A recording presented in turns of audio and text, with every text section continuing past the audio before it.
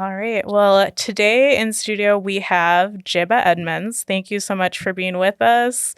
Jebeh is a former classroom teacher of 18 years and currently the owner and founder of Jebeh Cultural Consulting. You are an author and a podcast host of the podcast Cultural Curriculum Chat. And you also have multicultural curriculum education that you specialize in as well.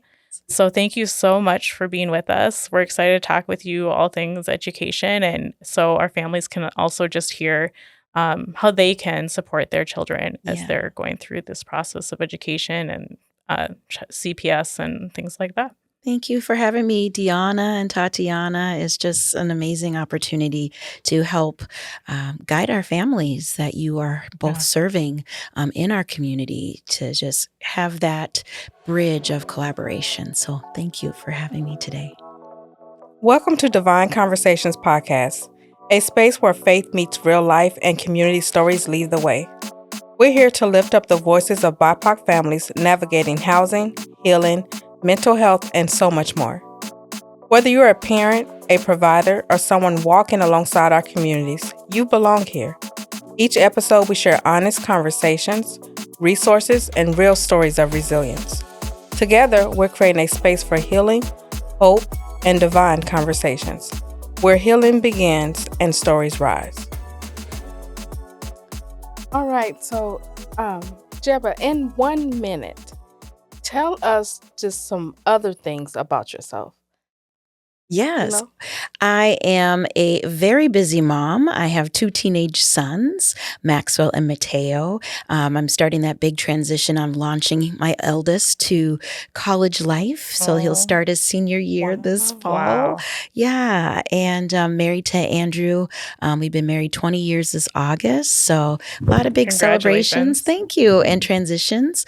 But yeah, first and foremost, just a faith-led Liberian American woman whose main purpose in life is to break down those stereotypes and barriers of Africans in the diaspora, as well as educating our community worldwide about BIPOC students and how, as educators, we can lead and understand and check our own implicit biases in order to see our students where they're at. Thank you. Well, we're so excited again to have you here today. So I'm going to jump right in. Yeah. What are some key things that parents should do to stay involved in their child's education? Oh, yes. Constantly just check in and ask your child after school every day. Usually we always hear that dreaded question, oh, how was your day? The best thing you could do is just change that mindset and say, did something exciting happen at school today? And just having that open communication with your child really shows you what's really happening, getting their insight of, what it's like sitting in the classroom and interacting with their friends and their peers. That's a really good thing. Another thing is communication with the teacher. If you can send a check-in email, once a month or every couple weeks, just depending on the cadence of, the needs of your student is really important. Just to be that reminder to your child's teacher that, hey, I'm here for support, or I have a question about something that I need you to help answer. So those things, open communication is really important for your child and for your child's teacher as well. So for those who are within the kids are on IEPs, which what does IEP mean? It is an individual education plan, and that is a legal document that a team of teachers, the special ed teacher that's in the building, as well as the child's general education teacher, the principal is also a part of that plan, the social worker as well. So there's a team of educators and the parents that sit down and talk with the parent if the child is on an IEP. And what that IEP is, like I said, a legal document that all of those teachers have to fulfill to the letter of the services and accommodations for that child.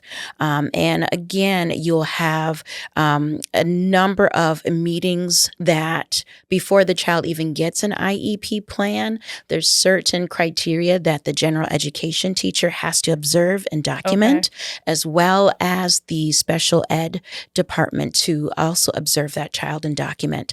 Before those observations come in, there's always going to be what we call like a student services team that the teachers within that building meet once every couple weeks. If there's a student that a teacher has been noticing that a student might need more academic help, they will start the initial process by going to the student support team meeting, talk about the test scores and observances and documentation that the teacher had in the beginning before you get to that point of we need to have this child,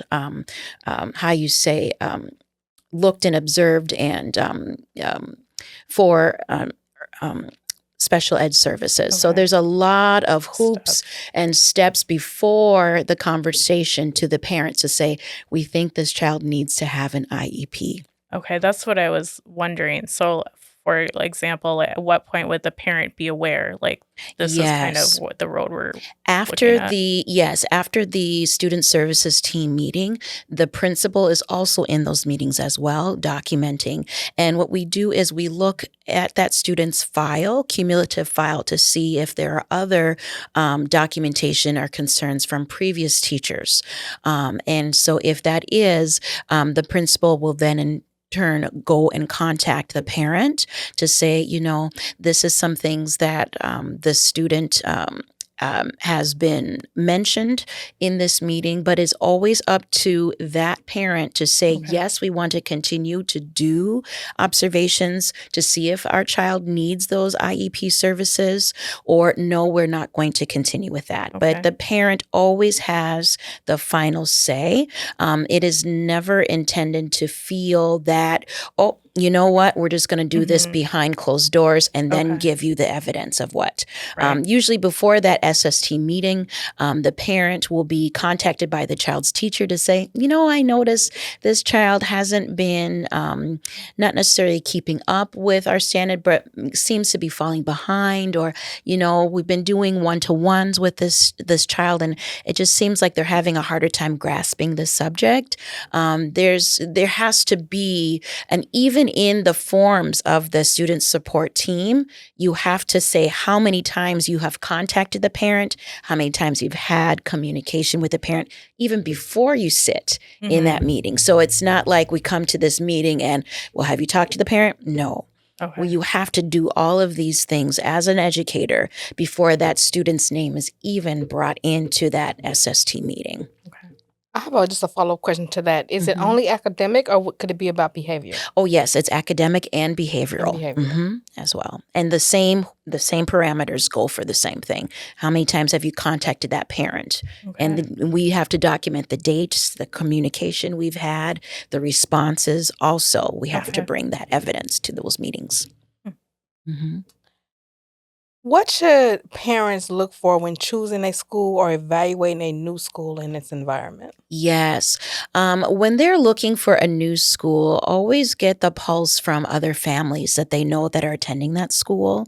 Just seeing, demographic, if that's their highest priority, do my kids have proper representation?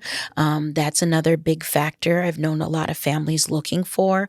And also, there's tons of things online. Minnesota State Department of Education has a report card on our Minnesota academic test scores. So that is all free information that you can look online for every school as far as academic growth and academic concerns and needs for every single school in the state of Minnesota. So just researching, the particular school, the neighborhood where the school is, if there is a big parent involvement, is really big on the health of the school. If you go to a school and there's lack of parental involvement, that also shows the cracks into the foundation of that school community bond and relationship. So, yeah, that's important. I do have a follow-up question to that. Because sometimes I think that parents get their kids into school maybe based off the neighborhood they live in or whatever, Yes. and they think, "Wait, I have no choice. My kids have to go to this school." Mm-hmm. And specifically to the Duluth community, if it's just not working out at that Right. school, do parents have the right to request to have their kids transferred to a different school? Yes, and I can't speak on that as an expert, but as far as I know, Duluth does have an open enrollment policy. Okay. So definitely connect with the district's administration Okay. to see, depending on the boundary, if that is a possibility. But yes, I have noticed and learned from several community members that have open enrolled their child at a different school within the Duluth Public School District. Okay. So there's still students in the Duluth school system, but their address might not reflect that. But again, please contact the Duluth Public Schools administration to see if, it is possible without, going to get penalized for moving your child. So definitely contact them first and foremost. Right. But it has been done. So I'm not saying it's not a possibility, but I know it has been done. Just depends on the parameters that they can go through. Yeah. So for families who might be working through a CPS case, and if they're, a lot of times it's just hard to get to meetings, even if you're Yes. like, just as a parent in general, Oh, it's hard yes. to make meetings sometimes with like school-based meetings. But any helpful advice or ways that parents can show up to support their kids as they're going through this, like in Yes. this the educational sense as they're working through maybe a CPS case? Yes. And I think with learning the aftermath of COVID, it is possible to do a lot of these meetings, Right. From my Virtually. experience before, virtually, even on a phone Mhm. and have it on speaker. As long as you have a child advocate in the room to be in person for you, that is really important as well. So you have that parent That's good. advocate in the room. If you can't be there physically, that parent advocate should be there in place as your proxy as well. So definitely connect with, the child service CPS officer that's assigned to that family to let them know because of, work constraints or I can't be there physically. What are my options? Because I do want to advocate for my child, and I also want that district parent advocate also present as well. So that way, the families are represented in the case of that student, and also shows the educators in that room as well that you do want to be there, and this is how you're standing in that place of that meeting. So it's not feeling like, oh, they can't make it, Right. and then the bias of other comes into place, like, oh, they're not even showing up for their kid, and maybe assumptions of a certain family that's been in the system before. So that is something that you can be representative of yourself to say, I may not be there physically, but I'm on the phone, I'm on the call, I'm on the Zoom meeting, and I have a parental advocate in that room for me as well. And Yes. a parental advocate could be like a school counselor or Yes. like a IEP teacher, special education teacher. or Special something like education that. Okay. teacher as well. It could be a multicultural, integration specialist. Okay. But just making sure you have that agreement that they're also available at that date Right. to make sure that they're there in person. Good. What if my child has chronic health issues and misses school? Like, how do I protect myself from neglect accusations? So if a child, has Yes. chronically health things going Yes. on. Doctor's notes. Doctor's notes. Doctor's notes. Doctor's notes. Doctor's notes. stamp it, anything with the letterhead of the clinic that they go to. Keep a copy for yourself and send it to the school as well. Another thing with the chronic illness, connecting and being open with that child's teacher to make sure they're not falling behind on their assignments. We understand there's things that are out of the child's control, but to have that documentation of the healthcare provider's notes, and also there's a way that you can collect reading materials or, school materials so your child doesn't fall behind. And also utilize our homebound program through our school district.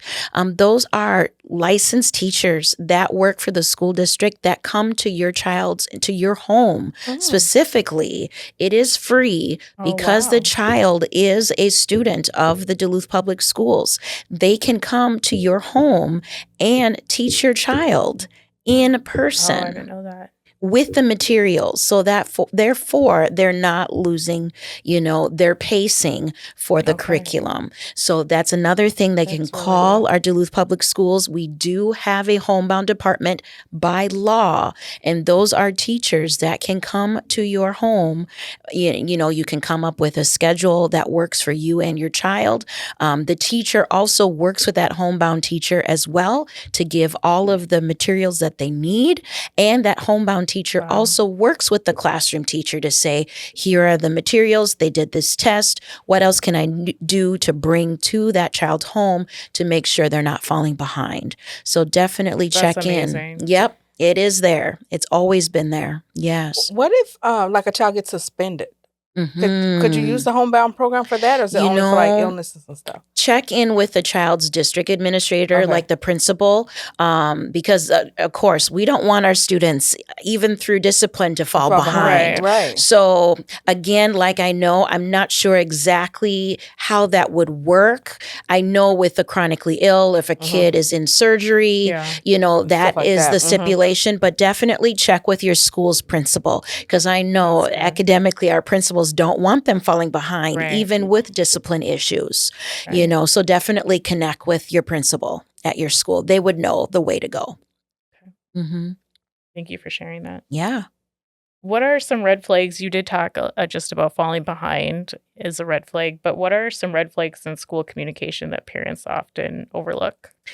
The feeling of being the last to know. Sometimes we get overwhelmed with all of these emails from our school building, our superintendent, and it kind of falls to the wayside. The red flag there is not looking in your spam folder sometimes. There could be critical things. And even as a busy parent myself, I'm getting texts on, another digest. Okay, that's, I feel like we get into that overwhelm of so much information. But again, when you have an issue with your child's teacher per se, or with your school building, you're going to get back, well, we did send that text. We did send that email. Did you not look? Did you not read? And then you kind of get flushed and that feel of shame of, oh man, I can't believe I missed it. But there's so much out there. I think the biggest thing that families could do is when they're feeling that overwhelm or overload, create a folder. So anything you get a text or an email, maybe save it for your Friday folder. So you might get everything every day, but then you go, you know what? Every Friday, I'm going to look at all of those emails. That's good. That's a really big thing. So that way you're not missing vital information. It's still within the week. So therefore you're not missing vital information. And a lot of the reminders we get from our schools and our administration, they give you a kind of a runway of, okay, this is what's happening this fall. This is some dates to keep in mind. So that way you can, plug into your calendar of things you don't want to forget. Very rarely do you get information that has to be urgent. Usually that's an emergency situation. If there was a lockdown, definitely look at that. But if there's a fall festival or parent-teacher conference, they'll give you dates months in advance. Another red flag too that I feel families might not know is, again, not knowing the cadence of what comes about in the day to day. Always ask your child's teacher, when my kid gets a Friday folder, when does it need to come back? Questions you can ask at conferences. Is there anything I need to let you know? So many of our teachers say, yes, we can only get so much information from the health office, Right. from the main office. So if there's any tidbit of, we're getting a divorce or a big family change. Yes. My kid is going home with their other parent. They might be a little, restless coming in the new week. So little things that you can help us, teacher, because, that gives us a red flag too. Like, oh, goodness, what is happening with, Right. Johnny on Monday?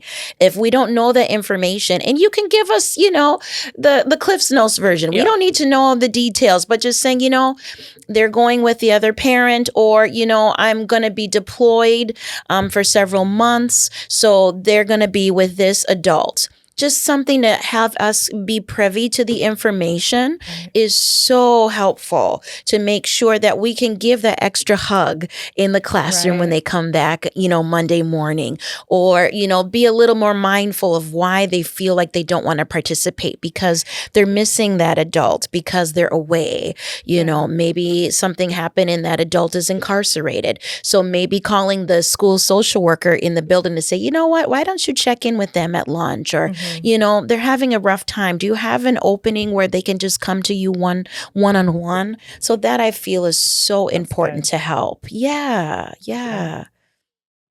That's really good, because that's what I was going to say. Like, if they fell and hurt themselves at the park and got a bruise or a scrape, or for whatever reason, was up all night. Yes. Are those good things for the teacher to know? Huge things to know. And we also, in the Black community, know when there is a death in the family and you're out of state, letting that teacher know first and foremost, I'm going to be out of town. So many families feel like, there's a lot going on. What is the teacher care? Oh, they care. Yeah. Maybe they can get you, a couple things. And just the understanding that your family is going through a life change really helps them, prepare that child to say, okay, I'll be a little extra gentle with this child.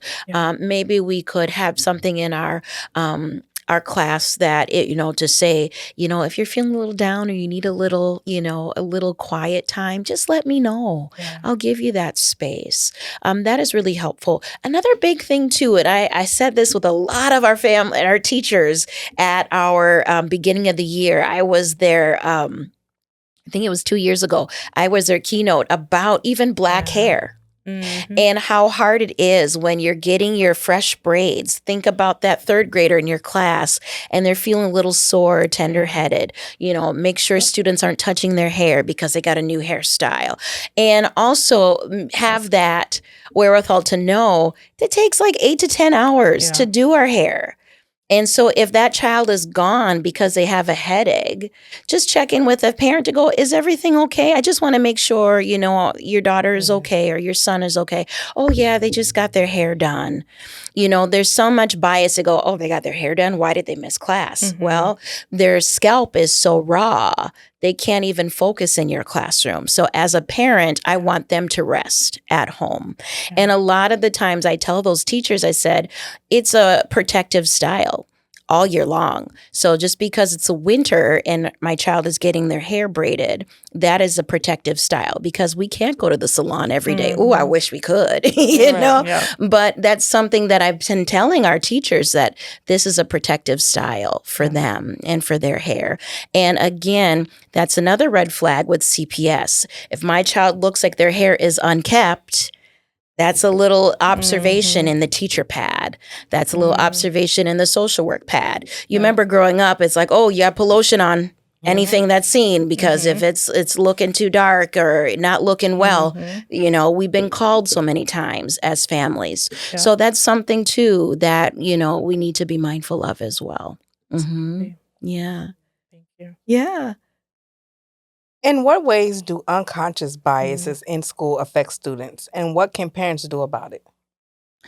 That's really big. I feel like unconscious bias has been our assumptions of what we Mhm. don't know. We're Mhm. all groomed into the adults in our lives, black, white, all walks of life, of attitudes. And there's a lot of that can come into play if there's multiple kids in the same household. Oh, I had their older sibling. Oh, I had their younger Yes. sibling.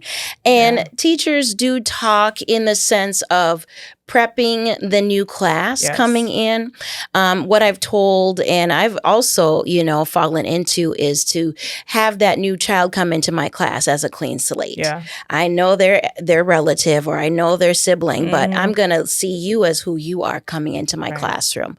So again, to have with my podcast, that serves teachers all over the world of Right. those unconscious biases that we hold, to say, you know what, we're treating that child as the individual. We don't know the story of that family. Mhm. Maybe they had help, and maybe they have accommodations, or maybe they are turning a corner to do better. So we have to come in with the best intentions, the best Yeah. assumptions of that child in front of us. And again, having that open space with teachers in general in that school building, and having those questions. Well, Mhm. what did you hear about that? Or tell me more of that Yeah. assumption. Teachers also need to check each other, and that's a good. big thing. Yep. I always got this advice from my mom. She taught over 30 years in Minneapolis public school. And she would always tell me, she says, Jeb, I do not look at my students' cumulative file for the first 6 weeks. After the 6-week period, then I go in and look at it. Mhm. I want to understand that child for the first 6 weeks. And there is a lot of Wow. research out there, the first 6 weeks of a new school year, of learning about that child. There could be things where they mature a little bit over the summer. They learn something new, or they have a little summer slide Yeah. because families are just trying to get by and they don't Mhm. have time to go to the library as often as they would like. So those first 6 weeks are critical to build that relationship with the student. So Right. that is something, to continue to challenge as educators. Why do we have those assumptions that we still carry about those students? Good. Mm-hmm.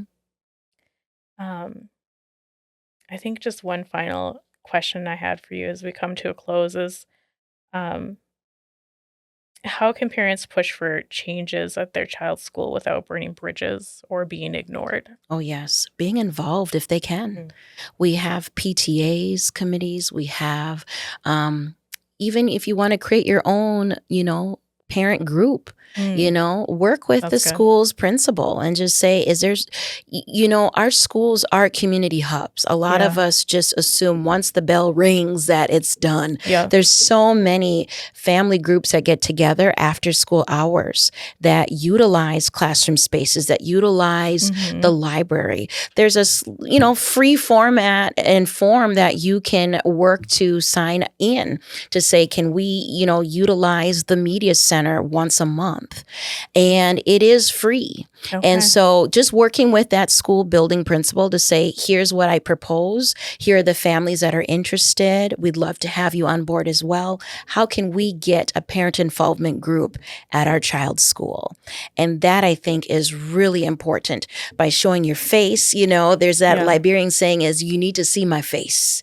You need to see that I'm there. And Mhm. even if I'm not doing there at the school, but I can help with, a school carnival or a multicultural night, Yeah. but having your own parent group, or if there is a standing group that's already there, how can you contact that group already to be more involved? That is important. If there's a grandma that can make it in your family, or Yeah. another adult that is a part of your family village, Yeah. go for it. Yeah. That means so much to your child, that they can see, wow, my people are stepping in and they're here.